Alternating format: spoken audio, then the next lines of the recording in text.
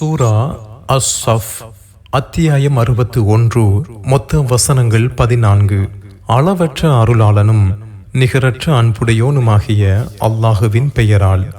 வானங்களில் உள்ளவையும் பூமியில் உள்ளவையும் அல்லாஹுவை துதிக்கின்றன.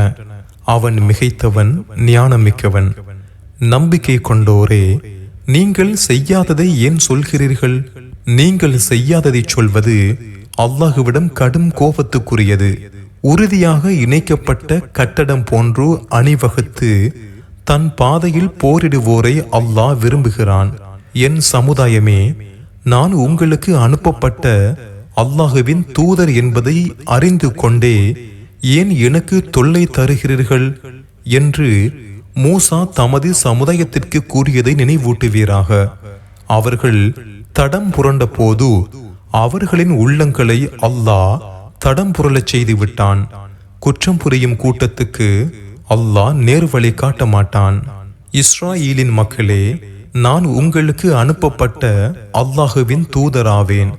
எனக்கு முன் சென்ற தௌராத்தையும் உண்மைப்படுத்துபவன், எனக்கு பின் வரவுள்ள அஹ்மத் என்ற பெயருடைய தூதரை பற்றி நற்செய்தி கூறுபவன் என்று மரியமின் மகன் ஈசா கூறியதை நினைவூட்டுவீராக.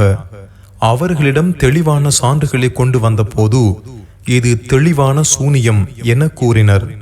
இஸ்லாத்திற்கு அழைக்கப்படும் நிலையில் அல்லாஹுவின் மீது பொய்யை இட்டு கட்டுபவனை விட மிகப்பெரிய அநீதி இழைப்பவன் யார்?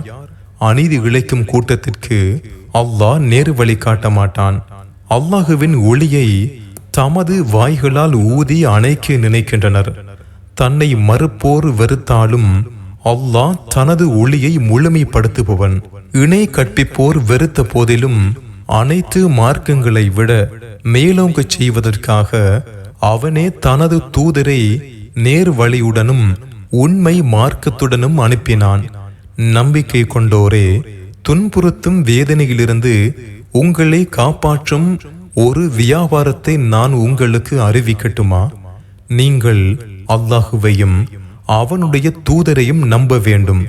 அல்லாஹுவின் பாதையில் உங்கள் செல்வங்களாலும் உயிர்களாலும் அறப்போர் புரிய வேண்டும்.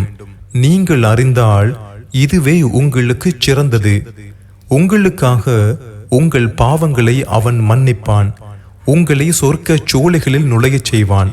அதன் கீழ்ப்பகுதியில் ஆறுகள் ஓடும். நிலையான சொர்க்க சோலைகளில் தூய குடியிருப்புகளும் உள்ளன. இதுவே மகத்தான வெற்றி. நீங்கள் விரும்பும் மற்றொன்றும் உண்டு. அது அல்லாஹுவிடமிருந்து உதவியும் அருகிலுள்ள வெற்றியுமாகும். நம்பிக்கை கொண்டோருக்கு நற்செய்தி கூறுவீராக.